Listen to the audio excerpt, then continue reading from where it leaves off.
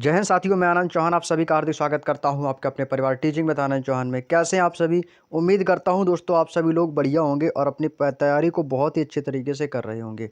तो भाई, जैसा कि आप सभी जानते हैं कि दिल्ली पुलिस 2025 रोजगार वेद अंकित भाटी सर की न्यू बुक के दोस्तों कंप्लीट सॉल्यूशन स्टार्ट हो चुका है। आप लोगों की दोस्तों भारी डिमांड आने की वजह से दोस्तों मैं इन क्लासों को लेकर आया हूँ, जिसमें से दोस्तों आपको मैं चारों बुकों का सॉल्यूशन करवा रहा हूँ। जिसमें से दोस्तों हमने दोस्तों जो अपनी रीजनिंग की क्लास है, जिसका समय रखा है सुबह 10 बजे और दोपहर को 12 बजे दोस्तों मैथ की क्लास होती है और 2 बजे आपकी कंप्यूटर की क्लास होती है और शाम को 6 बजे दोस्तों आपकी दिल्ली पुलिस की जीएस की क्लास होगी। और ये दोस्तों चारों बुक्स आपके पीवाईक्यू बेस्ड क्वेश्चंस के आधार पर दोस्तों इन बुकों को बनाया गया है। आपके दोस्तों जितने भी दिल्ली पुलिस के पीवाईक्यू क्वेश्चंस पूछे गए हैं वो सारे दोस्तों इस बुक में आपको दिए गए हैं।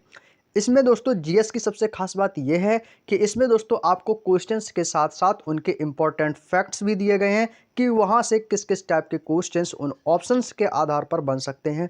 तो इस क्लास के लिए आपको दोस्तों कंटिन्यू जुड़े रहना है। बीच में वीडियो को बिल्कुल भी कतई स्किप नहीं करना है। शुरू से लेकर एंड तक आप जुड़े रहेंगे तो दोस्तों आपको सारी चीज़ें अच्छे से क्लियर हो जाएंगी।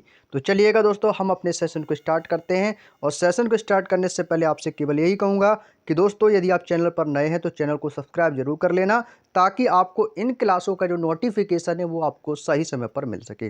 तो दोस्तों वीडियो को स्टार्ट करने से पहले मैं आपको बता दूं कि दोस्तों जो हमारा पहला टॉपिक रहने वाला है जीएस में, वो मैं स्टार्ट कर रहा हूं हिस्ट्री को। ठीक है, page bye page complete solution करेंगे और इसका जो पीडीएफ है वो आपको टेलीग्राम पर प्रोवाइड करा दिया गया है। तो टेलीग्राम से आप लोग जुड़ना बिल्कुल भी ना भूलें।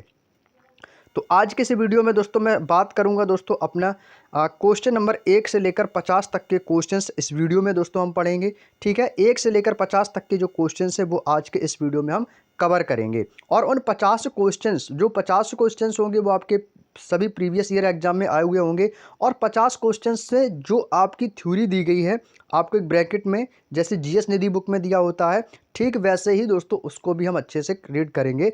आपको केवल सुनना है और चीज़ों को समझते चलना है। कॉपी पेन साथ रख के बैठिएगा ताकि आप अपने नोट्स भी बना सकें। ठीक है, तो शाम को 6 बजे क्लास से जरूर जुड़िएगा। तो चलिएगा अपने वीडियो को स्टार्ट करते हैं। तो वीडियो को स्टार्ट करने से पहले मैं आपको थोड़ा सा एक इंट्रो कराना चाहूँगा कि बुक में दोस्तों में कौन कौन से टॉपिकों को कवर करना है। तो दोस्तों ये रहेंगे दोस्तों वो हमारे टॉपिक्स जिन्हें दोस्तों हमें कवर करना है। तो सबसे पहले दोस्तों हम अपने हिस्ट्री को कवर करेंगे। हिस्ट्री के बाद हम भूगोल को कवर कराएंगे। फिर भूगोल के बाद अपनी भारतीय राज्य व्यवस्था, भारतीय संविधान को। फिर हम अपने इकोनॉमिक्स, भारतीय अर्थव्यवस्था। फिर आपके दोस्तों जनरल साइंस और इसके बाद स्टैटिक जीके। तो दोस्तों आप लोगों की ये दोस्तों 6 टॉपिक्स वो टॉपिक्स हैं जिनको दोस्तों आपको बहुत ही अच्छे से तैयार करना है और जीके में अच्छा स्कोर करने के लिए। ठीक है, और इसके अलावा भी जो दोस्तों एडिशनल पॉइंट्स बनेंगे उन्हें हम प्रैक्टिस सेट में कवर करेंगे। ठीक है, तो सबसे पहले हम दोस्तों यहाँ से हिस्ट्री को स्टार्ट करेंगे। तो चलिएगा दोस्तों वीडियो को स्टार्ट करते हैं। तो चलिएगा दोस्तों, हिस्ट्री का दोस्तों पहला पार्ट का पहला क्वेश्चन दोस्तों हमारे हमने आ चुका है। और आप देख भी पा रहे होंगे इन क्वेश्चनों में आपको दिखाई दे रहा होगा कि मनुष्य इतिहास में किस काल में खाद्य उत्पादक बना। जैसे ये दोस्तों आपका क्वेश्चन है, यहाँ पे आपको दिखाई दे रहा है कि दिल्ली पुलिस कांस्टेबल 30 नवंबर 2023 के एग्जाम का आया हुआ क्वेश्चन है। ऑप्शंस भी आपको दिख रहे होंगे और इनके बारे में दोस्तों आपको नीचे एक ब्रैकेट में इंपॉर्टेंट पॉइंट्स भी नज़र आ रहा होगा। तो सबसे अच्छी बात यह है कि यहाँ से दोस्तों एक क्वेश्चन तो पढ़ेंगे, लेकिन एक क्वेश्चन के साथ लगभग आपके 5 से 6 क्वेश्चन कवर होंगे। ठीक है, तो कह रहा है कि किस काल में खाद्य उत्पादक बना। खाद्य उत्पादक का मतलब क्या होता है दोस्तों? खाद्य उत्पादक का मतलब होता है खाने वाले पदार्थ। कि मनुष्य इतिहास में किस काल में खाद्य उत्पादक बना। पुरा पाषाण युग, मध्य पाषाण, ताम्र पाषाण या नव पाषाण। तो हमारा दोस्तों जो आंसर है वो है आपका ऑप्शन नंबर डी, नव पाषाण युग में मनुष्य जो है खाद्य उत्पादक बना। यहाँ पे दोस्तों यहाँ पढ़ेंगे दोस्तों, इसके ब्रैकेट में दिया गया है कि नव पाषाण काल लगभग 6000 से 1000 ईसा पूर्व तक माना जाता है। देखो आपसे दोस्तों समयावधि भी पूछी जा सकती हैं कि नव पाषाण काल का समयावधि क्या है, तो आप कहोगे सर 6000 से 1000 ईसा पूर्व। आगे दिया गया है कि मानव इतिहास में नव पाषाण काल में ही मनुष्य ने खेती करना शुरू कर दिया था। दोस्तों मेरी बातों को ध्यान से सुनना, एकदम कंसंट्रेट होकर, आपको चीज़ें इसी वीडियो में याद होंगी। मानव इतिहास में नव पाषाण काल में मनुष्य ने खेती शुरू की थी। अब क्वेश्चन पूछेगा कि बताइएगा कि मनुष्य ने किस काल में खेती करना शुरू कर दिया था? तो आप किसका आंसर दोगे भाई? नवपाषाण काल का। भाई मनुष्य ने खेती करना किस काल में शुरू कर दिया था? तो नवपाषाण काल में खेती करना स्टार्ट कर दिया था। अब इसी बेस पर क्वेश्चन आता है कि बताइएगा कि किस काल में अनाज की खेती और पशुपालन की शुरुआत की थी? भाई मनुष्य चाहे खेती की शुरुआत करेगा तो खेती में क्या उगाएगा? अनाज ही तो उगाएगा। चाहे आप खेती बोल दो या अनाज की खेती बोल दो। और जब अनाज की खेती बोलोगे तो फिर उसके साथ में आपका पशुपालन भी आ जाता है। भाई किसान लोग हैं, भाई पशुपालन भी तो करेंगे, तो पशुपालन भी इसी के अंतर्गत आ जाता है। तो चाहे वो अनाज की खेती हो या पशुपालन, इन दोनों की जो शुरुआत है ये मनुष्य ने नवपाषाण काल में शुरुआत की थी। बोलो बात समझ में आई या नहीं? बहुत ही आराम से पढ़ेंगे दोस्तों, कोई भी जल्दबाजी नहीं है, समय से पहले आपका कोर्स कंप्लीट हो जाएगा। नहीं तो आपको कि सर आप बहुत आराम से पढ़ा रहे हो, कोई दिक्कत नहीं, आराम से चलेंगे ना तो कोई दिक्कत नहीं होगी, चीज़ें अच्छे से क्लियर होगी। आगे देखो, अब यहाँ से आपका एक पॉइंट तो क्लियर हो गया कि सर यदि खेती और पशुपालन से रिलेटेड यदि क्वेश्चन पूछा जाता है कि किस काल में इसकी शुरुआत हुई थी, तो हम नवपाषाण काल बता सकते हैं।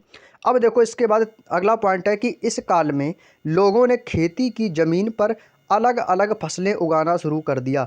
भाई जब खेती स्टार्ट करना शुरू किया, फिर तो दोस्तों इन्होंने क्या करना शुरू कर दिया? अलग अलग दोस्तों फसलें भी उगाना स्टार्ट कर दिया।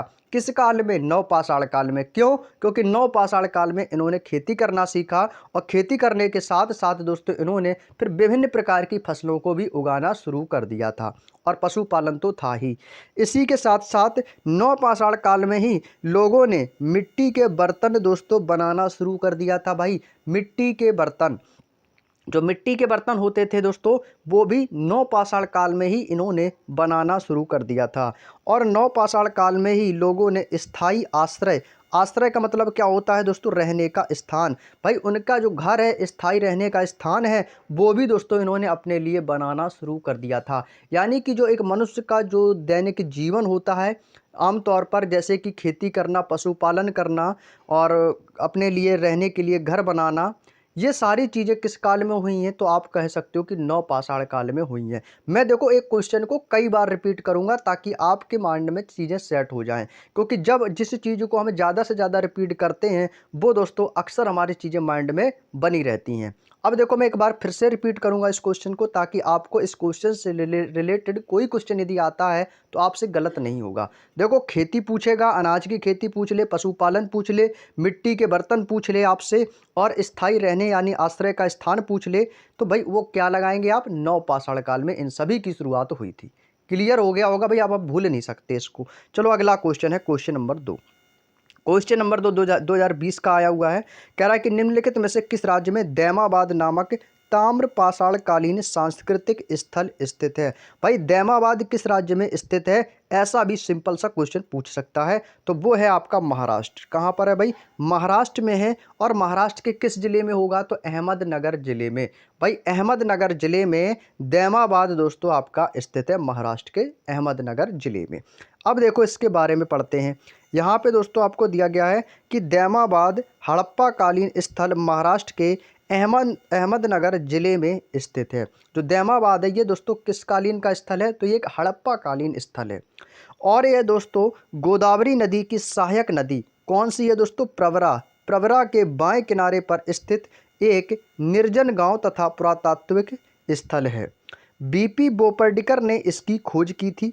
अब देखो दैमाबाद की खोज किसने की थी? तो भाई किसने की थी? आप कहोगे सर बीपी बोपरडीकर ने की थी। किसने की थी? बीपी बोपरडीकर ने की थी। और दैमाबाद में हड़प्पा कालीन एक ताम्र रथ मिला था, इसीलिए इसको हम ताम्रपाषाण कालीन भी कहते हैं।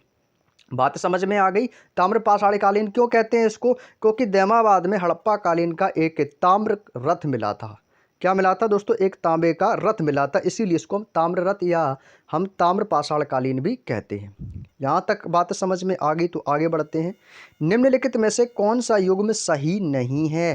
भाई देखो पूछा है कि कौन सा युग्म सही नहीं है, यानी कि जौन सा नहीं है वो हमें बताना है। तो देखो मैं आपको बता दूं, पहला दिया गया है भीमबेटका, क्या छत्तीसगढ़ में स्थित है? हम्पी, भैया हम्पी के स्मारक, पट्टा काल के स्मारक भाई कहाँ पे? कर्नाटक में। भाई ये तो बिल्कुल सही है। फतेहपुर सीकरी कहाँ स्थित है? भाई सभी को पता है उत्तर प्रदेश में स्थित है। बहुत ही आसान था ये तो।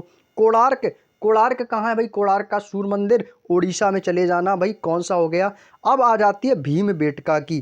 क्या भीमबेटका छत्तीसगढ़ में है भाई? भाई मैं आपको बता दूं, जब आपको पता है कि सर हम्पी कर्नाटक श्योर है कि कर्नाटक में है, फतेहपुर सीकरी यूपी में है, कोणार्क उड़ीसा में है, तो इसका मतलब है तीन तो सही है। हमसे पूछा एक सही नहीं है, तो 100% है कि ऑप्शन नंबर ए वाला बिल्कुल गलत होगा। भले ही आपको ना पता हो कि भीमबेटका कहाँ पर है, लेकिन अब आपको जानना है कि भीमबेटका सर छत्तीसगढ़ में नहीं है तो कहाँ है। तो दोस्तों ये मध्य प्रदेश के रायसेन जिले में है। कहाँ पर है भाई? मध्य प्रदेश के रायसेन जिले में भीमबेटका स्थित है। बोलो बात समझ में आ गई? तो चलिएगा इसके बारे में थोड़ा सा जानेंगे कि भीमबेटका मध्य प्रदेश के रायसेन जिले में स्थित है और यह एक पुरापाषाणकालीन आवासीय स्थल है। यह शैल चित्रों और शैलाश्रयों के लिए प्रसिद्ध है। शैल चित्र जानते हो? शैल मीन्स होती है चट्टान, चट्टानों पर जो बने होते हैं चित्र, उनके लिए दोस्तों ये आपका फेमस है। भीमबेटका मध्य प्रदेश के रायसेन जिले में स्थित है। ऐसा भी क्वेश्चन पूछ लेगा कि भीमबेटका किस राज्य में स्थित है या किस जिले में स्थित है, तो रायसेन जिले में स्थित है। क्लियर? नेक्स्ट अगला दोस्तों पॉइंट आता है कि ऐतिहासिक सीढ़ीदार कुआं बावली जिसको कहते हैं, ये अग्रसेन की बावली कहाँ पर स्थित है। क्वेश्चन देखो आपके दो टाइप से पूछ लेगा। यहाँ से इस क्वेश्चन को दो टाइप से पूछेगा। पहला तो पूछेगा कि बताइए ऐतिहासिक सीढ़ीदार कुआं कहाँ पर स्थित है, पहला क्वेश्चन। दूसरा पूछ लेगा कि अग्रसेन की बावली कहाँ पर स्थित है।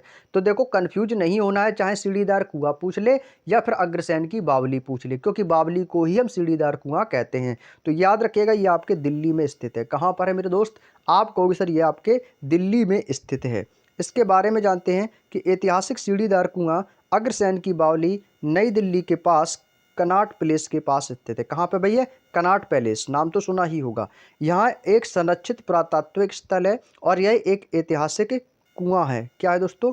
कुआं है जो 60 मीटर लंबा और 15 मीटर चौड़ा कुआं है। कितनी है इसकी लंबाई चौड़ाई? 60 × 15 यानी 60 क्या कितना दोस्तों? 60 मीटर लंबा है और 15 मीटर चौड़ा है। ठीक है, आगे चलते हैं। नेक्स्ट क्वेश्चन है कि निम्नलिखित में से कौन सा मानव गतिविधियों एवं सभ्यता के प्राक ऐतिहासिक काल का सही कालानुक्रम है। तो दोस्तों ये कौन सा है? तो ये रहेगा हमारा ऑप्शन नंबर ए।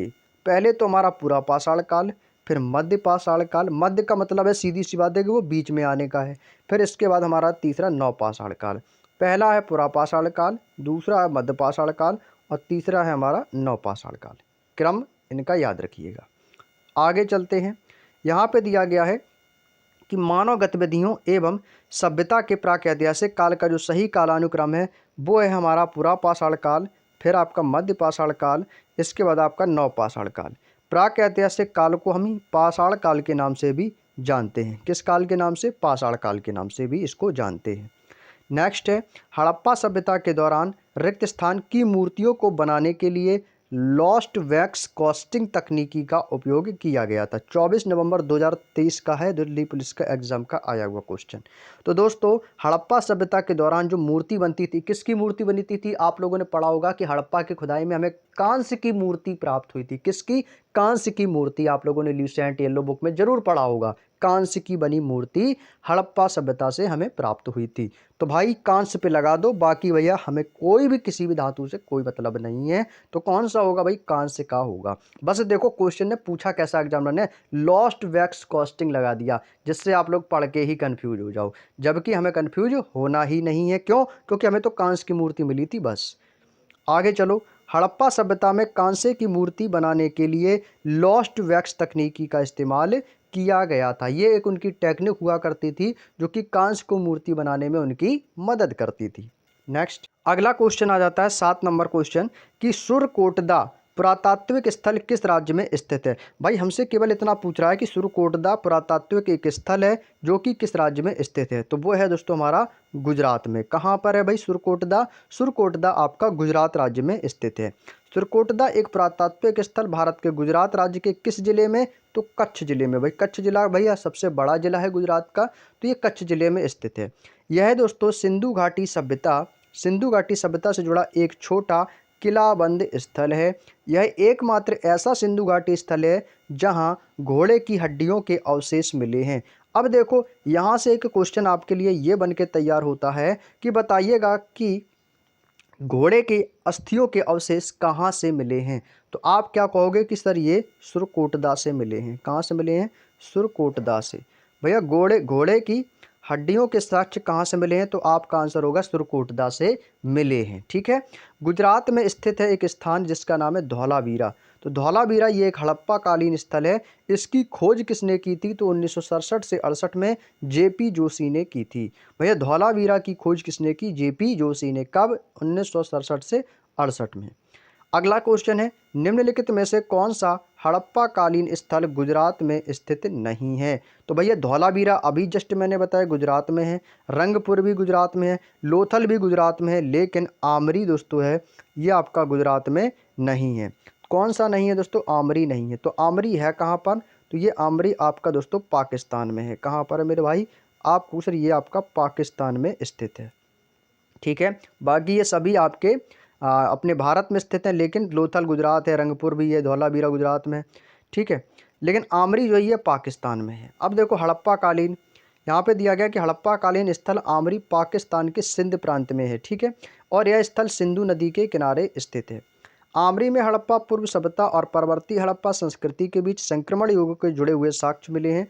कुछ महत्वपूर्ण हड़प्पा स्थली हैं और उनके अवस्थिति बताई गई है। जैसे कि आपका पूछा जाता है कि मांडा कहाँ पर स्थित है? तो ये आपका मांडा जम्मू कश्मीर में है। दैमाबाद अभी मैंने स्टार्टिंग में बताया था, ये महाराष्ट्र के कहाँ पर है? महाराष्ट्र के किस जिले में है? अहमदनगर जिले में। महाराष्ट्र के किस जिले में है दैमाबाद? तुरंत मैंने बताया था, अहमदनगर जिले में। ठीक है, अहमदनगर जिले में। कालीबंगा, भैया कालीबंगा कहाँ पर है? भैया आपके राजस्थान में स्थित है कालीबंगा। ठीक है। और किस नदी के किनारे स्थित है? तो याद रखिएगा नदी पूछे जाएगा तो काले बैगन बने हैं कहाँ पर? घर घर बने हैं। तो नदी के समझ जाइए घग्गर नदी, घग्गर नदी। ठीक है भाई, घग्गर नदी के किनारे आपका स्थित है। यहाँ पर मैं लिख देता हूँ घग्गर, घग्गर नदी के किनारे आपका ये स्थित है। ठीक है, घग्गर नदी के किनारे ये आपका कालीबंगा स्थित है। राखीगढ़ी कहाँ पर है? ये आपके हरियाणा में है। हुलास उत्तर प्रदेश के सहारनपुर में है। आलमगीरपुर उत्तर प्रदेश के मेरठ में है। ये बहुत इंपॉर्टेंट है, याद रख लेना। हालांकि ये सभी आपके इंपॉर्टेंट है जितने भी मैंने आपको बताए हैं। ठीक है, ये हड़प्पा कालीन जितने भी आपके स्थल हैं कहाँ पर स्थित हैं ये इनको जरूर पढ़ लेना। कालीबंगा बहुत पूछा जाता है किस नदी के किनारे स्थित, तो घग्गर नदी, याद रखिएगा। चलो भाई आगे बढ़ते हैं अपने नेक्स्ट पॉइंट पर। हड़प्पा स्थल कालीबंगा किस वर्तमान भारतीय राज्य में स्थित है? तो भैया कालीबंगा अभी मैंने बताया, ये देखो ऊपर लिखा है कालीबंगा, मैंने अभी जस्ट आपको बताया। कहाँ पे बताया? राजस्थान में बताया कि नहीं बताया? बोलो यस। तो तुरंत देखेंगे भैया कालीबंगा अभी आपने बताया कि सर राजस्थान में स्थित है। बस बात खत्म। बात समझ में आ गई? कालीबंगा कहाँ पर है भाई? किस वर्तमान राज्य में है? तो राजस्थान में स्थित है। नदी पूछेगा तो घग्गर नदी आप लोगों को बताना है। चलिएगा आगे बढ़ते हैं नेक्स्ट पॉइंट पे। अगला पॉइंट दोस्तों यहाँ पर हमें दिया गया है कि कालीबंगा हड़प्पा स्थल राजस्थान के हनुमानगढ़ जिले में है। कहाँ पर है? हनुमानगढ़ में जिले में है। और सर्वप्रथम अमलानंद घोष ने इसकी खोज की थी। कालीबंगा की खोज किसने की थी? अमलानंद घोष ने। कालीबंगा के उत्खननकर्ता कौन है? तो वो हैं बीबी लाल एवं बीके थापर। कौन है भाई? बीबी लाल और बीके थापर। ये कौन से थे? इन्होंने कालीबंगन के उत्खनन करता है। ठीक है भाई, उत्खनन करता कौन है कालीबंगा के? बीबी लाल और बीके थापर। ठीक है। अब देखो कालीबंगा किस नदी के किनारे स्थित है? देखो मैंने अभी आपको बताया था घग्गर नदी के तट पर। बताया कि नहीं बताया? और ये देखो इंपॉर्टेंट है, इसको याद रख लेना। अब देखो कालीबंगा को याद कैसे रखेंगे? उत्खनन करता है। इसकी देखो ट्रिक बता देता हूँ। देखो भाई बीबी लाल और बीके थापर। भैया बीबी गुस्से में लाल हो गई थी, क्यों? क्योंकि भाई घर में काले बैंगन बजे थे, जिसकी वजह से बीबी लाल हो गई और उसने थापर लगा दिया। भाई थापर यानी कि बोलते हैं ना तमाचा, जिसको बोलते हैं, थापड़ मार दी भाई बीबी ने। भाई बीबी गुस्से में लाल होकर उसने थापड़ मार दी। क्यों मार दी? क्योंकि घर में काले बैंगन बने थे। ऐसे आप इसको याद रख लो। ठीक है भाई, ये काले बैंगन तो भैया वैसे भी किसी को पसंद नहीं होते हैं। भैया कोई खाता है सब्जी, कोई नहीं खाता है। बस ऐसे अपने ट्रिक के फॉर्मेट में याद कर लो, बस याद होना चाहिए। ठीक है, अब आगे चलो। कालीबंगा का नाम यहाँ मिलने वाली काली चूड़ियों के कारण रखा गया। अब देखो यहाँ से आपको एक सबसे इंपॉर्टेंट फैक्ट आपको ये पता चला कि सर कालीबंगा जो नाम स्थान दिया गया है इसको हम कालीबंगा ही क्यों कहते हैं? क्यों? इसके पीछे एक रीज़न है, क्योंकि दोस्तों वहाँ पर मिलने वाली जो काली चूड़ियाँ हैं वो सबसे ज़्यादा मिलती हैं, इसीलिए दोस्तों उसको कालीबंगा राम रख दिया गया। और यहाँ से जो शिलालेख हैं, मूर्तियाँ हैं और मिट्टी के बर्तन और सिक्के और मुहरें दोस्तों यहाँ से हमें प्राप्त हुई हैं। कालीबंगा से हमें शिलालेख प्राप्त हुए हैं, मूर्तियां हैं, मिट्टी के बर्तन हैं, सिक्के हैं और कुछ मोहरें दोस्तों हमें कालीबंगा से मिली हुई हैं। और यहाँ की जो भूमि है वो दोस्तों बंजर भूमि है और यहाँ पे लकड़ी के कुंड और 7 अग्नि वेदियाँ और जुते हुए खेत आदि के भी प्रमाण मिले हैं कि जैसे यहाँ पर खेतियाँ होती थीं। ठीक है भाई, आगे चलते हैं। मोहनजोदड़ो की नृत्य करती लड़की की एक प्रतिमा किससे बनी थी? भाई नर्तकी की बात आ गई है भैया। लकड़ी की जो नर्तकी की जो मूर्ति मिली थी हमें मोहनजोदड़ो से, वो किसकी थी? कांस्य की मूर्ति थी भैया, एक कांस्य मूर्ति थी जो कि हमें प्राप्त हुई थी। ये तो सिंपल सा क्वेश्चन था। यह मूर्ति सिंधु घाटी सभ्यता के शहर मोहनजोदड़ो से मिली थी और यह मूर्ति मैंने अभी आपको बताई थी कि लॉस्ट वैक्स तकनीक से बनी है। किससे बनी हुई है दोस्तों? यह जो मूर्ति है ये लॉस्ट वैक्स तकनीक से बनी है। और जब बात आ जाती है कि लॉस्ट वैक्स, तो लॉस्ट वैक्स से जो तकनीक से बनी मूर्ति जो होती है वो किसकी बनी है? हमारी कांस्य की मूर्ति बनी हुई है। समझ गए ना भाई? अभी मैंने आपको ये बातें बताई थी। इस मूर्ति को ब्रिटिश पुरातत्वविद अर्नेस्ट मैके ने 1926 ईस्वी में मोहनजोदड़ो के एचआर क्षेत्र में खुदाई करके इसको निकाला था। यह मूर्ति की विस्तृत नक्काशी, आभूषण तथा मुद्रा धातु विज्ञान और परिष्कृत सामाजिक प्रथाओं में विकास का प्रमाण देती है। अगला क्वेश्चन है कि सिंधु घाटी सभ्यता का सबसे बड़ा भारतीय स्थल कौन सा है? तो भाई मैंने अभी आपको बताया था कौन सा है, तो वो है आपका राखी गढ़ी। क्या है मेरे भाई? राखी गढ़ी जो है ये सिंधु सभ्यता का सबसे बड़ा भारतीय स्थल है। ठीक है भाई, याद रखेंगे कौन सा है भाई? राखी गढ़ी जो है ये सिंधु घाटी सभ्यता का सबसे बड़ा स्थल माना जाता है। यहाँ पे पॉइंट दिया गया है कि सिंधु घाटी सभ्यता का सबसे बड़ा भारतीय स्थल राखी गढ़ी है और इसे हड़प्पा और मोहनजोदड़ो से भी बड़ा बताया गया है। राखी गढ़ी में जब खुदाई की गई तो इसमें दोस्तों खुदाई के दौरान हमें कांसा और जल निकासी की प्रणाली, मार्ग और बारिश के पानी को इकट्ठा करने का विशाल स्थान मिला था। राखी गढ़ी कहाँ पर है? मैंने अभी बताई थी, ये हरियाणा के हिसार जिले में है स्थित है। कहाँ पर है? हरियाणा के हिसार जिले में। और राखी गढ़ी घग्गर नदी के मैदान में स्थित है। तो राखी गढ़ी कहाँ पर स्थित है? तो हरियाणा के हिसार जिले में। नेक्स्ट क्वेश्चन, निम्नलिखित में से कौन सा हड़प्पाई स्थल हरियाणा में स्थित है? जस्ट नाउ अभी मैंने बताया राखी गढ़ी, अभी बताया इसमें लिखा कि उक्त प्रश्न की व्याख्या देखें। उक्त मतलब ऊपर वाले दिए गए प्रश्न की व्याख्या देखें, यानी कि वही राखी गढ़ी जो हरियाणा के हिसार जिले में स्थित है। तो बस वही था कि हड़प्पाई स्थल किस राज्य में स्थित है, तो वो आपका राखी गढ़ी है। ठीक है भाई, याद हो गया भाई, कोई दिक्कत किसी को यहाँ तक? आलमगीरपुर कहाँ पर है? अपने यूपी में स्थित है। कालीबंगन किस नदी के किनारे स्थित है? तो आपको सर ये घग्गर नदी के किनारे स्थित है। याद करना भैया सारी चीज़ें। ठीक है, चलिएगा आगे बढ़ते अपने नेक्स्ट पॉइंट पे। अगला दोस्तों हमारा क्वेश्चन आता है कि धौलावीरा का हड़प्पा नगर कितने भागों में विभाजित था? तो याद रखिएगा ये दोस्तों आपके 3 भागों में विभाजित था। कौन कौन से आइए जानते हैं। धौलावीरा पश्चिमी भारत के गुजरात राज्य के कच्छ जिले में भचाऊ तालुका के खादिर बेट में स्थित एक पुरातात्विक स्थल है, जिसको दोस्तों 3 भागों में विभाजित किया गया था। पहला भाग कौन सा था आइए जानते हैं। तो पहला भाग दोस्तों इसका था कि राजा शासक का राजमहल जो सबसे ऊंचाई पर होता था। भाई राजा हमेशा सबसे ऊपर बैठता है और यह चारों ओर से मजबूत किलेबंदी से घिरा हुआ था तथा इस किले में 4 द्वार होते थे।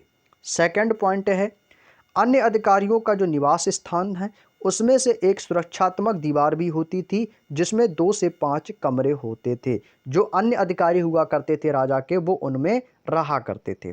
तीसरा पॉइंट हमारा ये था कि आम शहरवासियों को ईंट से बने घर होते थे। जो वहाँ की जो जनता निवास करती थी, जो वहाँ के आम आदमी निवास करते थे, वो ईंट से बने घरों में रहते थे।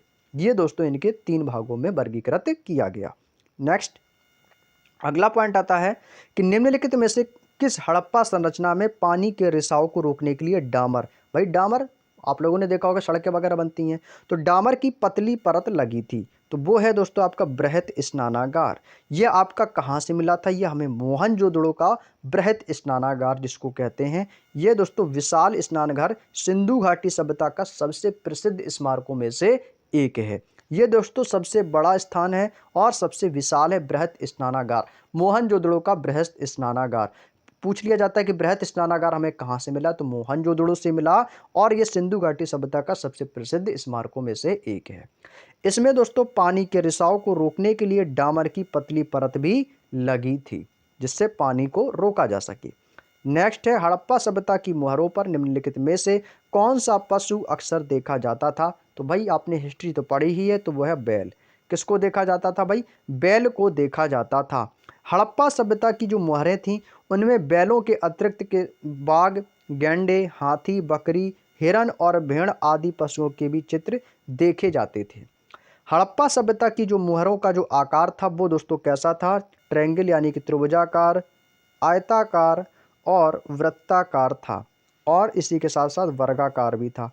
यानी कि जो आपकी मैथमेटिकल में आप लोगों ने पढ़ा है 2D 3D वगैरह में, त्रिभुज, आयत, वृत्त और वर्ग, बस उन्हीं के आकार की दोस्तों वहाँ की जो मुहरें होती थीं वो दोस्तों हमें मिली हैं, और अक्सर उन पर बैलों के चित्रों को भी देखा गया है। नेक्स्ट है सिंधु घाटी सभ्यता का सबसे पहला खोजा गया स्थल कौन सा है? तो वो है दोस्तों आपका हड़प्पा स्थल, जिसकी खोज दयाराम साहनी ने 1921 में की थी। कब की थी? 1921 में राय बहादुर दयाराम साहनी ने हड़प्पा स्थल की खोज की थी। ये क्वेश्चन हमेशा ऐसा ही पूछा जाता है कि सिंधु घाटी सभ्यता के सबसे पहले खोजे गए स्थल का नाम क्या है, या हड़प्पा स्थल की खोज किसने की? तो दयाराम साहनी ने 1921 में की थी। क्लियर? नेक्स्ट अगला पॉइंट दोस्तों हमारा आता है कि हड़प्पा स्थल किस नदी के तट पर स्थित है। तो याद रखना मेरे भाई, इंपॉर्टेंट लगा लो इसको, स्टार देखो ऑलरेडी बने हुए हैं। तो रावी नदी के तट पर स्थित है। हड़प्पा स्थल किस नदी के तट पर है? रावी नदी के तट पर स्थित है। मोहनजोदड़ो का शाब्दिक अर्थ क्या है? ऐसा ही क्वेश्चन पूछा जाता है, तो उसको कहते हैं मृतकों का टीला या मिट्टी का टीला। मृतकों का टीला, मृतक भी इसका होता है मिट्टी, यानी मोहनजोदड़ो का शाब्दिक अर्थ होता है मृतकों का टीला। ठीक है। और मोहनजोदड़ो स्थल की जो खोज है ये 1922 में रखालदास बनर्जी ने की थी। रखालदास बनर्जी ने मोहनजोदड़ो स्थल की खोज 1922 में की थी। ठीक है।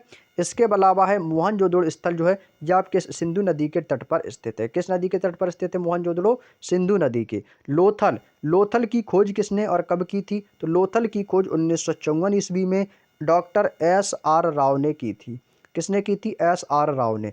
लोथल सिंधु घाटी सभ्यता का एक महत्वपूर्ण बंदरगाह था। लोथल क्या था दोस्तों? याद रखना, यह एक बंदरगाह था। सिंधु घाटी सभ्यता का यह एक बंदरगाह हुआ करता था।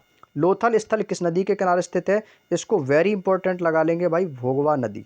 ठीक है भाई, लोथल किस नदी के किनारे स्थित है? भोगवा नदी के तट पर स्थित है। आपको मैं बता दूं, जितने भी आपके पुरातात्विक स्थल हैं वो किस नदी के किनारे बसे हुए हैं, इनको एक कॉपी में लाइन तार नोट कर लो और उनको एक बार पढ़ लो। एक बार पढ़ने से सारे पॉइंट्स याद हो जाएंगे। कालीबंगा किस नदी पर स्थित है, लोथल किस नदी पर स्थित है, और आपका मोहनजोदड़ो किस नदी पर बना हुआ है। सब कुछ ऐसे इनको नोट करते जाओ। देखो नोट्स आपको खुद से बनाने पड़ेंगे, मैं केवल आपको बता सकता हूँ, हिंट दे सकता हूँ, लेकिन नोट्स बना के उनका रिवीजन आपको करना रहेगा। ठीक है, आगे चलते हैं।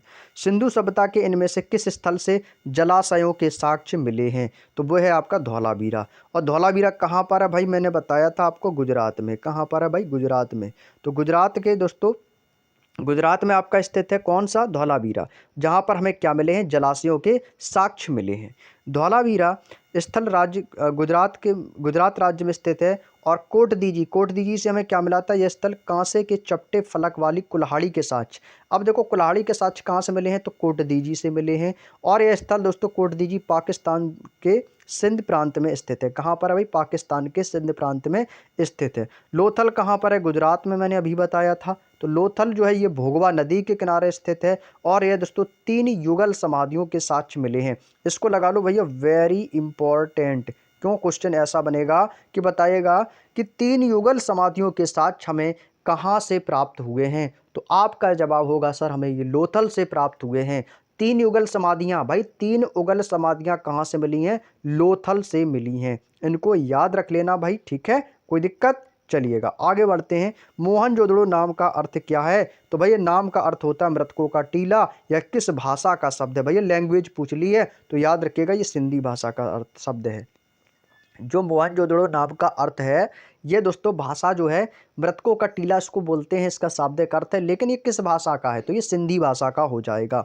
मोहनजोदड़ो को सिंधु घाटी सभ्यता का सबसे बड़ा स्थल माना गया है। और वर्तमान में मोहनजोदड़ो जो है ये आपके पाकिस्तान के सिंध प्रांत में स्थित है। भैया जो मोहनजोदड़ो है ये कहाँ पर है? पाकिस्तान के सिंध राज्य में स्थित है। मोहनजोदड़ो से जो हमें क्या क्या मिला है? विशाल स्नानागार, विशाल स्नानागार या बृहत स्नानागार, बृहत यानी कि विशाल बड़ा, तो विशाल स्नानागार आ जाए या बृहत स्नानागार, बात एक ही है। तो ये मोहनजोदड़ो के अवशेष वहाँ से मिले हैं। मोहनजोदड़ो सिंधु नदी के तट पर स्थित है। सिंधु नदी कहाँ बहती है? पाकिस्तान। याद रखिएगा। तो मोहनजोदड़ो कहाँ पर है? पाकिस्तान राज्य के सिंध प्रांत में स्थित है। पाकिस्तान देश के सिंध प्रांत में स्थित है। नेक्स्ट है लोथल नामक प्राचीन हड़प्पा शहर किस राज्य में? भैया लोथल अभी मैंने बताया भाई, लोथल सर भोगवा नदी के किनारे और गुजरात राज्य में स्थित है। यहाँ पर तो कुछ ज़्यादा पढ़ना ही नहीं। आगे देखते हैं। पॉइंट है कि हड़प्पा का प्राचीन शहर लोथल भारत के गुजरात राज्य में स्थित है। लोथल को हड़प्पा सभ्यता का डॉक यार्ड यानी कि जहाज़ों की गोदी भी कहा जाता है। यह आपके लिए इंपॉर्टेंट साबित हो सकता है आने वाले एग्जाम में कि भैया जहाज़ों की गोदी किस हड़प्पा सभ्यता के स्थल को कहा गया है? तो आपका जवाब होगा लोथल को कहा गया है। ठीक है भाई, कोई दिक्कत? नेक्स्ट क्वेश्चन, हड़प्पा वासियों द्वारा निम्नलिखित में से किस भवन निर्माण सामग्री का उपयोग किया गया था? ऑप्शन है आपके सामने चिकनी मिट्टी, लाल बलुआ पत्थर, तपती मिट्टी की ईंटें या धूप की सुखाई गई ईंटें। तो वो थी दोस्तों तपती हुई मिट्टी की ईंटें। जो तपी हुई मिट्टी की ईंटें होती हैं उनका दोस्तों हड़प्पा वासियों ने भवन निर्माण के लिए इन ईंटों का प्रयोग किया था। पॉइंट दिए गए हैं कि हड़प्पा वासियों का भवन निर्माण सामग्री के लिए तप्त ईंट मिट्टी की तप्ती ईंटों का प्रयोग किया गया था। हड़प्पा सिंधु घाटी सभ्यता एक शहर है जो कि वर्तमान हड़प्पा शहर पाकिस्तान देश के पंजाब राज्य में स्थित है। अच्छा, पाकिस्तान देश के पंजाब राज्य में स्थित। भाई पंजाब तो भैया भारत में है। यहाँ पर जरूर कोई ना कोई पॉइंट मिसप्रिंट हुआ है इस बुक में। देखो यहाँ पर देखिए कि हड़प्पा शहर पाकिस्तान देश के पंजाब राज्य में स्थित है। भैया पाकिस्तान में थोड़ी पंजाब है। भाई पंजाब तो अपने यूपी में है, सॉरी पंजाब तो अपने भारत में है। पंजाब कहाँ पर है? पंजाब तो भैया भारत में है। यहाँ पर जरूर कोई ना कोई पॉइंट मिसप्रिंट हुआ है। हाँ, हड़प्पा शहर ये हो सकता है कि पाकिस्तान देश के सिंध राज्य में स्थित है। यहाँ पर जरूर कोई ना कोई पॉइंट मिसप्रिंट जरूर हुआ है। ठीक है भाई, इसको ध्यान रख लेना एक बार आप। यहाँ पर मिसप्रिंट हुआ है इस पॉइंट को। यहाँ पर होना चाहिए हड़प्पा शहर पाकिस्तान देश के सिंध राज्य में स्थित है। यहाँ पर पंजाब गलत आया है भाई, पाकिस्तान में पंजाब तो है ही ना। ठीक है, चलिए आगे बढ़ो भाई। अगला क्वेश्चन, उत्तर वैदिक काल में निम्नलिखित में से किस पशु का स्थान समाज में जो सबसे ज़्यादा प्रतिष्ठित था? तो वो कौन सा था भैया? गाय थी हमारी, गाय माता। भाई कौन थी? गाय थी जिसका वैदिक काल में पशु का स्थान जो है सबसे समाज में सबसे ज़्यादा प्रतिष्ठित था। तो वो गाय थी। प्रारंभिक उत्तर वैदिक काल के दौरान गाय को सबसे मूल्यवान संपत्ति माना जाता था और पशुपालन उनका प्रमुख व्यवसाय था। और उस समय उनका जो समाज था वो एक पितृसत्तात्मक समाज था। और ऋग्वैदिक काल में गाय को गोधन या गाय का धन भी कहा गया है। इसीलिए दोस्तों गाय को प्रतिष्ठित माना गया है वैदिक काल के दौरान। और इनका दोस्तों जो व्यवसाय था वैदिक काल के दौरान, इनका जो प्रमुख व्यवसाय था वो था पशुपालन। और उनका जो समाज हुआ करता था वो पितृसत्तात्मक था। कौन सा समाज था? पितृसत्तात्मक। अगला आता है कि कौन सा वर्ण 4 जाने माने वर्णों में से चौथे स्थान पर आता है? तो आप लोगों ने पढ़ा होगा ब्राह्मण, क्षत्रिय, वैश्य और शूद्र। भैया पहले तो कौन आता है हमारा? ब्राह्मण, फिर क्षत्रिय, फिर वैश्य और शूद्र। तो चौथे स्थान पर कौन आता है? शूद्र। चौथे स्थान पर कौन आते थे? शूद्र आते थे। अभी देखो इनका एक क्रम आप याद कर लो। यहाँ पर देखो क्रम पढ़ लो आप लोग। ठीक है, मैंने अभी क्या बताया था? सबसे पहले स्थान जो दिया गया है वर्ण व्यवस्था के तहत आपके 4 वर्ण हैं। सबसे पहला आता है ब्राह्मण। ब्राह्मण कौन होता है? जो वेदों का अध्ययन करता है और अध्यापन करना या यज्ञ कराना, ये सभी काम किसके होते हैं? ब्राह्मण के। सेकंड नंबर पर आते क्षत्रिय। क्षत्रियों का काम क्या था? युद्ध करना और लोगों की रक्षा करना। ये काम किसका हुआ करता था? क्षत्रियों का। अब आते हैं दोस्तों वैश्य लोग। वैश्य क्या करते थे भाई? क्षत्रियों की दोस्तों खेती बाड़ी करते थे। जो खेती बाड़ी करना है, व्यापार करना है और मवेशियों की देखभाल, मवेशी यानी कि जो जानवर हैं उनकी देखभाल करना। इसके बाद आ जाते थे चौथे नंबर पर शूद्र। शूद्र दोस्तों इन तीनों वर्णों की सेवा करना। शूद्र क्या करते थे? शूद्र का काम था ब्राह्मण, क्षत्रिय, वैश्य इन तीनों के सेवा करना। ये दोस्तों शूद्र हुआ करते थे वो इन तीनों की सेवा में लगे रहते थे। वैश्य खेतीबाड़ी और व्यापार करते थे, जानवरों की देखभाल करते थे। क्षत्रियों का काम केवल युद्ध करना और लोगों की रक्षा करना था। और ब्राह्मण का काम वेदों के अध्यापन और दोस्तों यज्ञ करवाना था। बात समझ में आ गई? इनका क्रम याद रख लो, ब्राह्मण, क्षत्रिय, वैश्य और शूद्र। अगला आता है दोस्तों सामवेद को भारतीय रिक्त स्थान के प्राथमिक स्रोतों में से एक माना गया है। तो दोस्तों सामवेद, सा से सामवेद, सा से संगीत, तो ये किस में जाएगा? संगीत और कला में जाएगा। Option number D. तो दोस्तों संगीत का वेद किसे कहा जाता है? तो सामवेद को संगीत का वेद कहा जाता है। भारतीय परंपरा के अनुसार दोस्तों आपके कितने वेद हैं? तो आपको जवाब होगा 4 वेद हैं। पहला तो हमारा है ऋग्वेद, दूसरा यजुर्वेद, तीसरा आपका सामवेद और चौथा आपका अथर्ववेद। ये दोस्तों हमारे 4 वेद हैं और इन वेदों के जो केंद्रीय विषय हैं वो दोस्तों आपको आगे बताते हैं। जैसे यहाँ पर एक तरफ लिखा है वेद और उनका केंद्रीय विषय। जैसे मैं बात करता हूँ सबसे पहले ऋग्वेद की, तो ऋग्वेद में दोस्तों क्या है, ईश्वर की महिमा के विषय के बारे में बताया गया है। यजुर्वेद में क्या है दोस्तों, बलिदान विधि एवं यज्ञ वगैरह के बारे में बताया गया है। सामवेद जिसे हम संगीत का वेद भी कहते हैं। अथर्ववेद जिसमें औषधियों से संबंधित वेदों के बारे में बताया गया है। ठीक है, आगे चलें। वर्ण व्यवस्था को सही ठहराने के लिए प्राचीन भारत के ब्राह्मणों के द्वारा ऋग्वेद को किस सूक्त का प्रयोग किया गया था, तो वो है दोस्तों हमारा पुरुष सूक्त का। ठीक है, ये दिल्ली पुलिस 29 नवंबर 2023 की शिफ्ट का आया हुआ क्वेश्चन है। पुरुष सूक्त में दोस्तों वर्णित किया गया है। ऋग्वैदिक कालीन में भारतीय समाज प्रारंभ में 3 वर्णों में विभाजित था। पहले तो ब्राह्मण था, दूसरे पर क्षत्रिय, तीसरे पे वैश्य। लेकिन आगे चलकर इसमें एक चौथा वर्ण आ जाता है जिसको कहते हैं शूद्र। और शूद्र का काम क्या था, इनकी तीनों की सेवा में लगे रहना। ऋग्वेद के 10वें मंडल की यदि मैं बात करता हूं तो ऋग्वेद के 10वें मंडल में पुरुष सूक्त में, किसमें भाई, पुरुष सूक्त। 10वें मंडल में क्या वर्ण थे, पुरुष सूक्त। और पुरुष सूक्त में पहली बार शूद्र वर्ण का उल्लेख मिला है, जिसको दोस्तों चौथा वर्ण भी कहा जाता है। पुरुष सूक्त में वर्ण विभाजन को धार्मिक अनुष्ठानिक आधार पर सही ठहराने के लिए कोशिश की गई है। नेक्स्ट क्वेश्चन है, निम्नलिखित में से किस देवता को ऋग्वेद में किलों को तोड़ने के रूप में जाना जाता है, तो वो है दोस्तों इंद्र। इंद्र देवता को किलों को तोड़ने के रूप में जाना जाता है। इंद्र को ऋग्वेद में किलों को तोड़ने वाला देवता माना गया है और इंद्र को दोस्तों पुरंदर के नाम से भी जाना जाता है। इंद्र को दोस्तों पुरंदर भी कहा गया है। इसके अलावा इन्हें देवताओं का राजा, भाई देखो पर्यायवाची भी आप लोग जब भी इंद्र के पढ़ना, इंद्र का पर्यायवाची क्या होता है, देवताओं का राजा है, पुरंदर है और स्वर्ग का स्वामी भी कहा जाता है।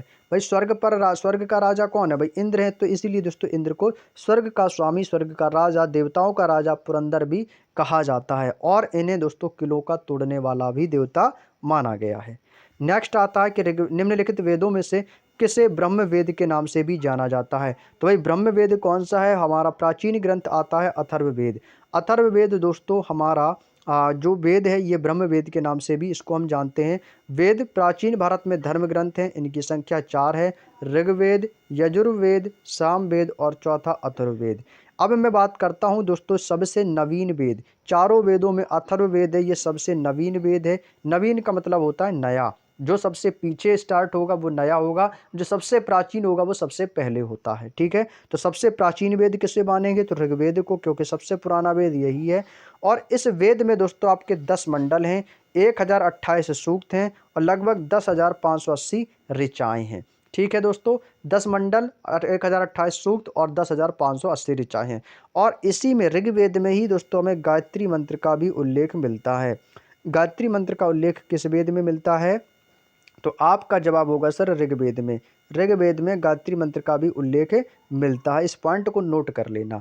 यजुर्वेद के दोस्तों 2 भाग हैं, एक तो शुक्ल, दूसरा कृष्ण, जिसको शुक्ल यजुर्वेद और कृष्ण यजुर्वेद कहते हैं। ठीक है, और इसमें दोस्तों क्या है, यजुर्वेद में इसमें यज्ञ संबंधी विधि विधान यजुर्वेद से संबंधित, तो जो यज्ञ हवन वगैरह होते हैं इनका जो प्रावधान है ये आपका यजुर्वेद है। इसके 2 भाग हैं, शुक्ल और कृष्ण। जैसे शुक्ल पक्ष कृष्ण पक्ष होता है, ठीक वैसे ही यजुर्वेद में शुक्ल यजुर्वेद और कृष्ण यजुर्वेद होता है। इसके बाद दोस्तों अगला आता है सामवेद। यह चारों वेदों में से आकार की दृष्टि से सबसे छोटा वेद है और इसे सामवेद को हम संगीत से संबंधित है और इसीलिए दोस्तों इसे हम संगीत का वेद भी कहते हैं। कौन सा वेद, संगीत का वेद भी इसी को कहा जाता है। आगे चलें, निम्नलिखित में से यज्ञ में कौन से घोड़े के बलिदान से संबंधित है, मतलब कौन सा निम्नलिखित यज्ञ में से कौन सा घोड़े के बलिदान से संबंधित है, वो कौन सा यज्ञ है जिसमें घोड़े की बलि दी जाती थी, तो भैया अग्निष्टम है भैया ना भाई, राजसूय यज्ञ नहीं, वाजपेय नहीं, अश्वमेध से क्या होता है घोड़ा, और मेद यानी कि बलिदान, तो भैया अश्वमेध घोड़े का बलिदान, तो भैया हो गया ऑप्शन नंबर सी अश्वमेध यज्ञ। अश्वमेध यज्ञ में क्या होता था, घोड़े के बलिदान से संबंधित है, याद हो गया भाई। अश्वमेध यज्ञ घोड़े के बलिदान से संबंधित है और अश्वमेध यज्ञ का जो प्राचीन काल के वैदिक यज्ञों में से प्रथम स्थान दिया गया है। अश्व शब्द का अर्थ होता है घोड़ा और मेध शब्द का अर्थ होता है बलि यानी कि बलिदान। मैंने जस्ट अभी आपको बताया था कि मेध शब्द का अर्थ क्या होता है, बलि या बलिदान। भारत में वैदिक काल की जो अवधि है वो कब तक है? देखो आपसे समयावधि जरूर पूछेगा एग्जामिनर, तो समयावधि पढ़ लेना। तो 1500 से 600 ईसा पूर्व ये दोस्तों कहाँ की है? वैदिक काल की समयावधि हो जाएगी। ठीक है, भारत में वैदिक काल की अवधि वर्ष 1500 से 600 ईसा पूर्व तक मानी जाती है। वैदिक काल को दोस्तों हम वैदिक युग भी कहते हैं। युग कह दो या काल कह दो, बात एक ही, इसलिए इसको वैदिक युग कहते हैं। भारत में वैदिक काल की शुरुआत सिंधु घाटी सभ्यता के बाद हुई थी और वैदिक काल को इसमें दो भागों में वर्गीकृत किया गया है। एक तो है हमारा पूर्व वैदिक काल, दूसरा उत्तर वैदिक काल। पूर्व वैदिक काल आपका 1500 से 1000 ईसा पूर्व है और उत्तर वैदिक काल 1000 से 600 ईसा पूर्व है। 1000 से 600 ईसा पूर्व है। याद करेंगे अभी 1500 से 1000, 1000 से 600, पूर्व उत्तर ऐसे याद कर लो भाई। नेक्स्ट है 29 नंबर क्वेश्चन। शुरुआत में मगध महाजनपद की राजधानी निम्नलिखित में से कौन सी थी? तो वो थी दोस्तों राजगृह। क्या थी भाई? राजगृह। महाजनपद की राजधानी क्या थी? राजगृह थी। मगध महाजनपद की प्रारंभिक राजधानी राजगृह थी। यह आधुनिक बिहार के राजगीर में है। बिहार के राजगीर में है। मगध के राजा बिंबिसार ने राजगृह का निर्माण कराया था तथा इसे अपनी राजधानी बनाया था। मगध के बाद राजा अजातशत्रु ने भी राजगृह को ही अपनी राजधानी बनाया था। मगध की एक राजधानी पाटलिपुत्र थी जिसे अब पटना के नाम से जानते हैं। जो बिहार में आपका पटना है उससे दोस्तों पहले इसका नाम पाटलिपुत्र था, अब इसका नाम पटना हो गया। महाजनपद युग के दौरान उज्जैन रिक्त स्थान की राजधानी थी। उज्जैन किस राज्य की राजधानी थी? कौशल, अवंती, पांचाल या मगध? ये तो भैया सभी को याद होगा भाई, उज्जैन को अवंतिका भी कहते थे, तो क्या होगा? अवंती। महाजनपद युग के दौरान उज्जैन की जो राजधानी थी, उज्जैन अवंती की राजधानी हुआ करती थी। ठीक है, अवंती की।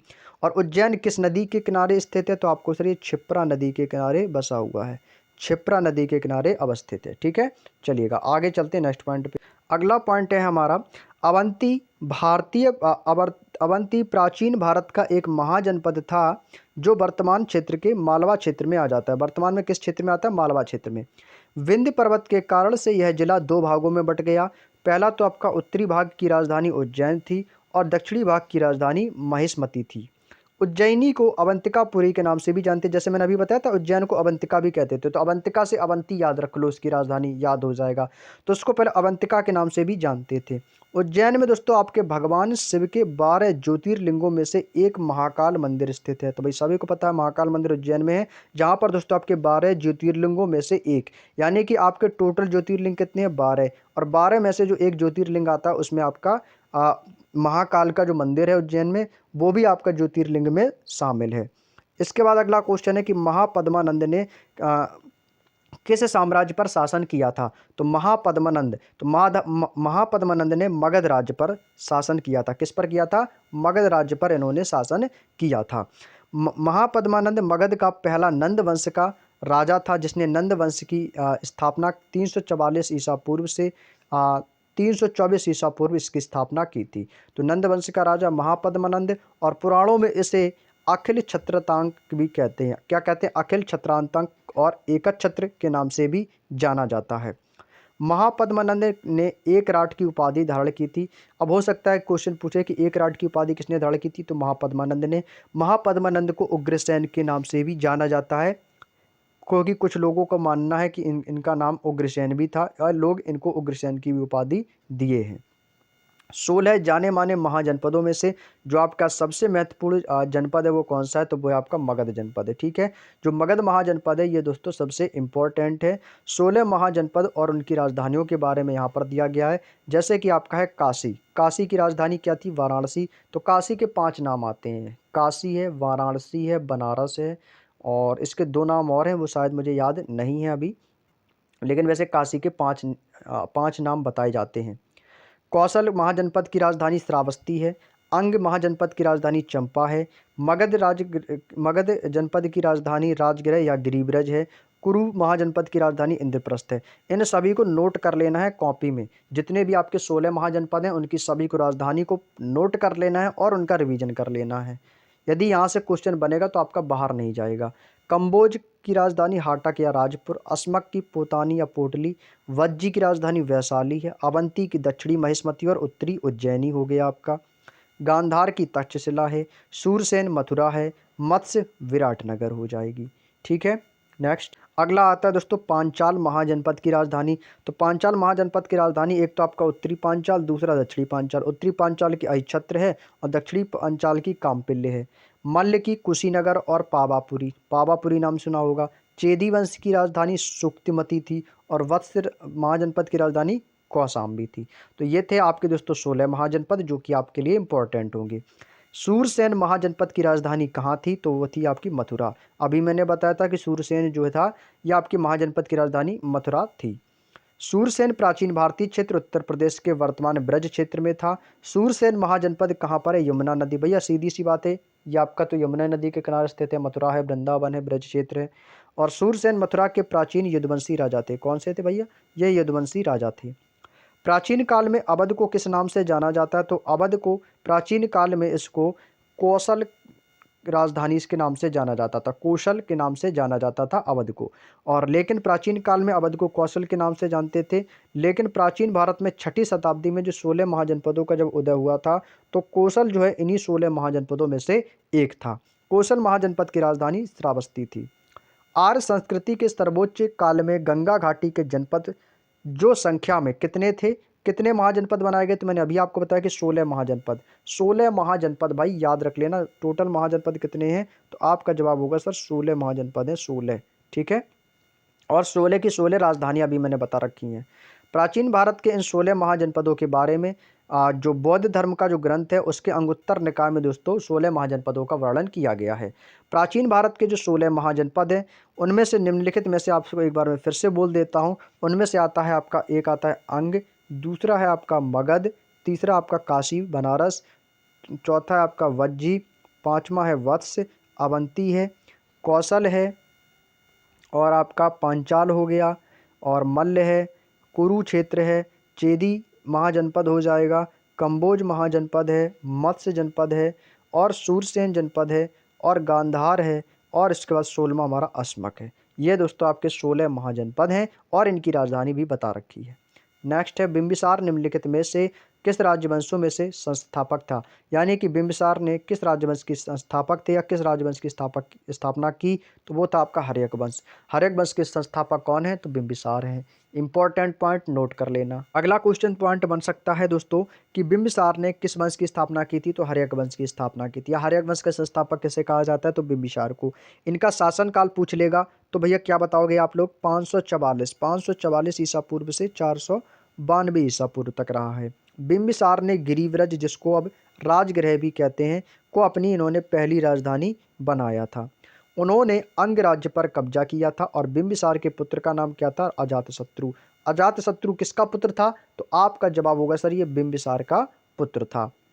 निम्नलिखित में से कौन सा जैन धर्म का एक संप्रदाय है? तो वो है दोस्तों आपका दिगंबर। दिगंबर जो है ये आपका किससे है दोस्तों? जैन धर्म का एक संप्रदाय है। ठीक है, अब देखो बात करते हैं दिगंबर।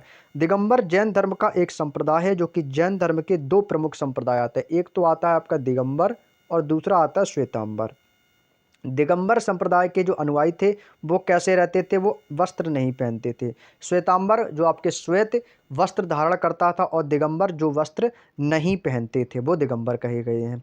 महावीर स्वामी को जैन धर्म का संस्थापक माना गया है। तो देखो जैन धर्म किससे रिलेटेड है? महावीर स्वामी से। बौद्ध धर्म भगवान बुद्ध से और महावीर स्वामी जैन धर्म से। ठीक है, महावीर स्वामी जैन धर्म के दोस्तों ये 24वें तीर्थकर में से एक थे। 24वें मतलब 24वें तीर्थकर जो थे वो आपके महावीर स्वामी थे। जैन धर्म के जब प्रथम तीर्थकर की बात करते हैं तो प्रथम तीर्थकर थे ऋषभदेव। ऋषभदेव थे ये पहले तीर्थकर थे। हमेशा क्वेश्चन पहला और अंतिम जरूर पूछता है, तो अंतिम पूछेगा या 24वां पूछेगा तो महावीर स्वामी, पहला पूछेगा तो ऋषभदेव। दिगंबर संप्रदाय के अनुयायी मोक्ष प्राप्ति के लिए नग्न रहते थे, नग्न अवस्था में रहते थे। जो नग्न अवस्था में रहते थे, वस्त्र नहीं पहनते थे, उन्हें दिगंबर कहा गया है। जो सफेद वस्त्र धारण करते थे उन्हें श्वेतांबर कहा गया है। नेक्स्ट है निम्नलिखित धर्मों में से किस धर्म में दिलवाड़ा का मंदिर, भाई दिलवाड़ा का जो मंदिर है ये आपका एक जैन मंदिर है, ठीक है, याद रखो। सबसे पहले तो इसका नाम पूरा होगा दिलवाड़ा का जैन मंदिर, ठीक है। ये जैन धर्म से संबंधित है, जिसको जैन मंदिर भी कहते हैं। तो ऑप्शन नंबर सी को आपको टिक कर देना है। दिलवाड़ा का जो जैन मंदिर है ये कहाँ पर है, ये आपके राजस्थान में स्थित है। कहाँ पर है, याद रखना, ये आपके दिलवाड़ा का जैन मंदिर कहाँ पर, राजस्थान में, ठीक है। राजस्थान के कहाँ पर स्थित है, तो राजस्थान के माउंट आबू में स्थित है। दिलवाड़ा का जैन मंदिर माउंट आबू राजस्थान में आपका स्थित है। यह क्वेश्चन पूछा जा चुका है। दिलवाड़ा मंदिर राजस्थान राज्य के सिरोही जनपद के माउंट आबू पर स्थित है। दिलवाड़ा मंदिर जो है ये 5 मंदिरों का एक समूह है। दिलवाड़ा मंदिरों का निर्माण जो है ये 11वीं से 13वीं शताब्दी के मध्य चालुक्य राजवंश के शासनकाल में हुआ था। नेक्स्ट है जैन धर्म के अंतिम तीर्थकर, मैंने अभी जस्ट आपको बताया था महावीर स्वामी। प्रथम तीर्थकर कौन थे, हमारे ऋषभ देव थे, ठीक है। और जो आपके अनंतनाथ है ये हमारे 14वें थे, ये 14वें तीर्थकर थे। इनके बारे में देखो यहाँ पर वर्णन दिया गया है कि आपका ऋषभ देव जो थे ये जैन धर्म के प्रथम तीर्थकर थे, अनंतनाथ थे ये 14वें तीर्थकर थे, पार्श्वनाथ थे ये 23वें थे, और महावीर स्वामी ये हमारे 24वें तीर्थकर थे, ठीक है। जिनके पॉइंटों को नोट याद कर लेना, जितने भी आपके 24 तीर्थकर हुए हैं उनमें से इंपॉर्टेंट पॉइंटों को नोट कर लेना, जैसे ऋषभ देव हैं, अनंतनाथ हैं, पार्श्वनाथ हैं, महावीर स्वामी हैं। ये 4 से 5 लोगों के नाम आपको वहाँ से पढ़ लेने हैं। नेक्स्ट है 6वीं शताब्दी ईसा पूर्व के प्रारंभ में भगवान महावीर का जन्म निम्नलिखित में से किस स्थल पर हुआ था, तो वो था दोस्तों वैशाली में। कहाँ पर हुआ था मेरे दोस्त, वैशाली में दोस्तों इनका जन्म हुआ था। अगला पॉइंट आता है कि भगवान महावीर का जन्म 540 ईसा पूर्व कहाँ पर हुआ था, वैशाली के कुंडग्राम में हुआ था। महावीर स्वामी की मृत्यु 468 ईसा पूर्व पावापुरी, पावापुरी कहाँ पड़ता है, बिहार में। तो बिहार में दोस्तों इनके पावापुरी में इनकी मृत्यु हुई थी। नेक्स्ट है दोस्तों आपकी पहली जैन परिषद कहाँ आयोजित की गई थी, तो ये दोस्तों पाटलिपुत्र। अब पाटलिपुत्र को अब क्या किस नाम से जानते हैं, इसको पटना भी कहते हैं, वर्तमान में इसको पटना कहते हैं। तो जो पहली जैन परिषद जो आयोजित की गई थी वो आपकी पाटलिपुत्र में आयोजित की गई थी। और ये किसके शासनकाल में, तो ये चंद्रगुप्त मौर्य का जो शासनकाल था और स्थूलभद्र की अध्यक्षता में हुआ था। और दूसरी जो जैन परिषद थी ये आपकी वल्लभी में हुई थी। पहली कहाँ पर हुई थी, पाटलिपुत्र, दूसरी वल्लभी में।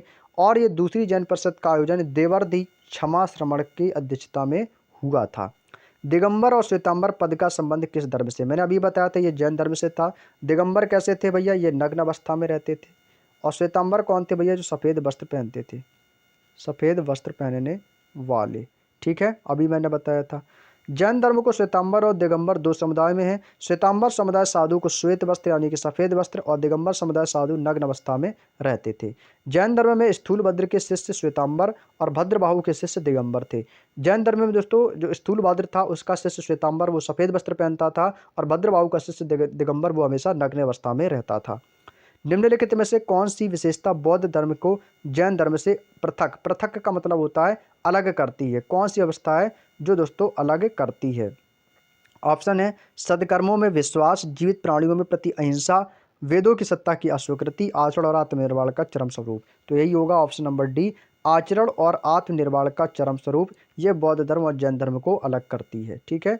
आचरण और आत्म मृत्यु का चरम रूप है, यह विशेषता हमें बौद्ध धर्म को जैन धर्म से अलग करती है। बौद्ध धर्म गौतम बुद्ध के जीवन और शिक्षाओं को केंद्रित करता है, जबकि जैन धर्म महावीर स्वामी के जीवन और शिक्षाओं पर केंद्रित है। देखो मैंने बताया था आपको कि बौद्ध धर्म में गौतम बुद्ध आएंगे, जैन धर्म में महावीर स्वामी का जिक्र किया जाएगा, ठीक है।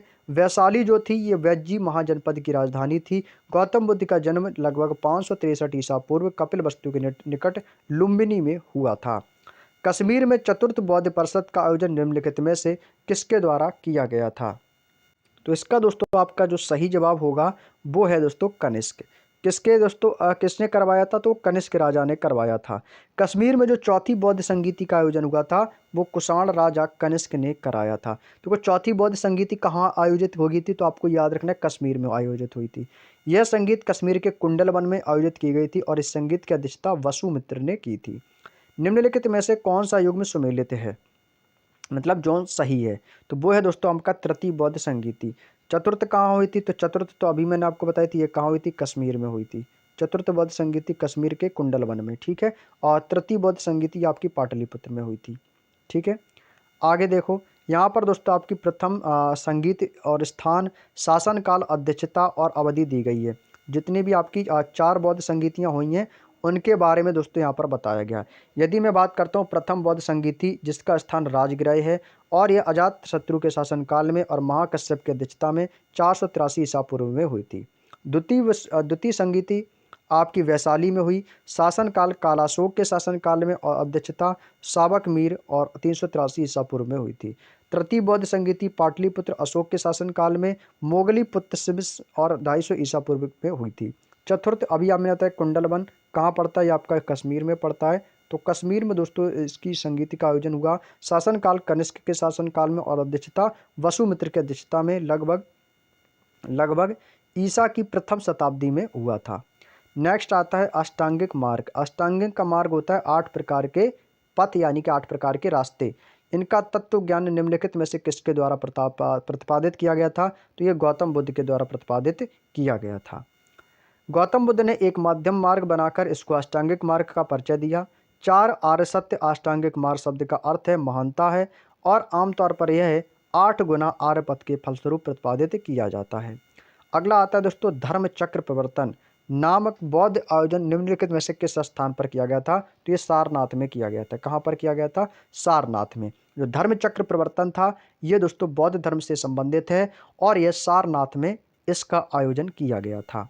बौद्ध धर्म में सारनाथ एक पवित्र स्थान है और बौद्ध ग्रंथों में इस घटना को हम धर्म चक्र प्रवर्तन कहते हैं, यानी कि कानून के पहिए को घूमना भी कहा जाता है।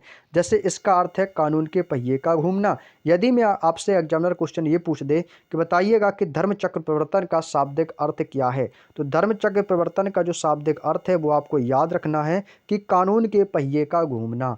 कानून के पहिए का घूमना यह धर्म चक्र प्रवर्तन का शाब्दिक अर्थ होता है। नेक्स्ट अगला क्वेश्चन दोस्तों आपसे एग्जामिनर पूछेगा कि बताइएगा कि गौतम बुद्ध का प्रथम उपदेश क्या था। तो गौतम बुद्ध का जो प्रथम उपदेश था वो क्या था, धर्म चक्र प्रवर्तन। भैया गौतम बुद्ध के प्रथम उपदेश को क्या कहा गया है, तो उसको धर्म चक्र प्रवर्तन कहा गया है। ये इंपॉर्टेंट पॉइंट इसको नोट कर लेना। धर्म चक्र बौद्ध धर्म का प्रमुख प्रतीक है। गौतम बुद्ध के गृह त्याग यानी घर को त्यागने की घटना को महाविनिष्क्रमण कहा गया है और मृत्यु को महापरिनिर्वाण कहा गया है।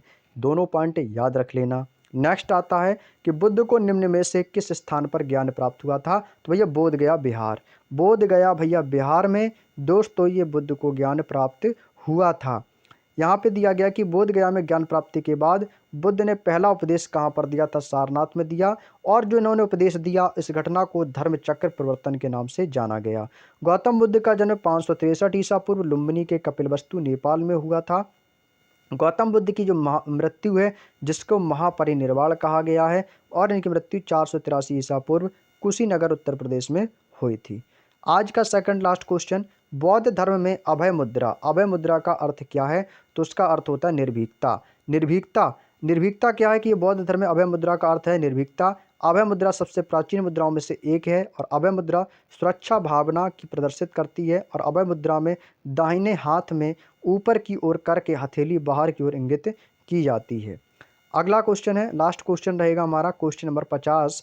विनय पिटक, सुत्त पिटक और इनमें किसकी शिक्षाओं का संकलन है, तो ये आपके बौद्ध धर्म से संबंधित है। तो ये गौतम बुद्ध की शिक्षाओं का संकलन है। विनय पिटक, सुत्त पिटक और एक आता है तीसरा आपका अभिधम्म पिटक। 3 पिटक थे जिनको त्रिपिटक कहा गया है बौद्ध धर्म में, विनय पिटक, सुत्त पिटक और अभिधम्म पिटक। इनकी जो शिक्षाओं का संकलन है ये गौतम बुद्ध पर निर्भर करता है।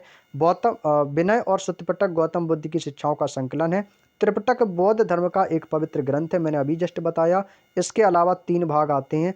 पहला तो आता है आपका सुत्त पिटक, दूसरा आपका विनय पिटक और तीसरा आपका अभिधम्म पिटक। सुत्त पिटक बौद्ध धर्म के सिद्धांतों को लेख के वर्णन करता है। विनय पिटक में बौद्ध के दोस्तों मठों में रहने वाले जो भिक्षु और भिक्षुणियों हैं उनके शासन अनुशासन के संबंधित नियम को बताता है। और अभिधम्म पिटक में दोस्तों बौद्ध मतों को दार्शनिक व्याख्या, महात्मा बुद्ध के उपदेशों तथा सिद्धांतों के संबंधों से नियम में वर्णित किया गया है। क्लियर। तो दोस्तों आज हमने हिस्ट्री को स्टार्ट कर दिया है और हिस्ट्री के दोस्तों आज हमने 50 क्वेश्चंस दोस्तों जो कि आपके इस बुक में दिए गए थे उनको दोस्तों हमने कंप्लीट कर लिया है। तो आज ये दोस्तों हमारा पहला वीडियो था हिस्ट्री का। उम्मीद करता हूँ आप लोगों को मैंने आज जो पढ़ाया जो सिखाया वो अपने आप में इम्पॉर्टेंट था और उम्मीद करूंगा कि यदि आपने इस क्लास को शुरू से लेकर एंड तक देखा होगा तो ज़रूर आपको कुछ ना कुछ चीज़ें यहाँ से ज़रूर याद हुई होंगी और कुछ ना कुछ आपको यहाँ से न्यू क्वेश्चन की जानकारी भी मिली होगी। तो क्लास कैसी लगी तो प्लीज़ एक बार कमेंट करके ज़रूर बताइएगा। और हम अपनी इसी क्लास को दोस्तों ऐसे ही दोस्तों आराम से पढ़ेंगे, सारी चीज़ों को समझते हुए।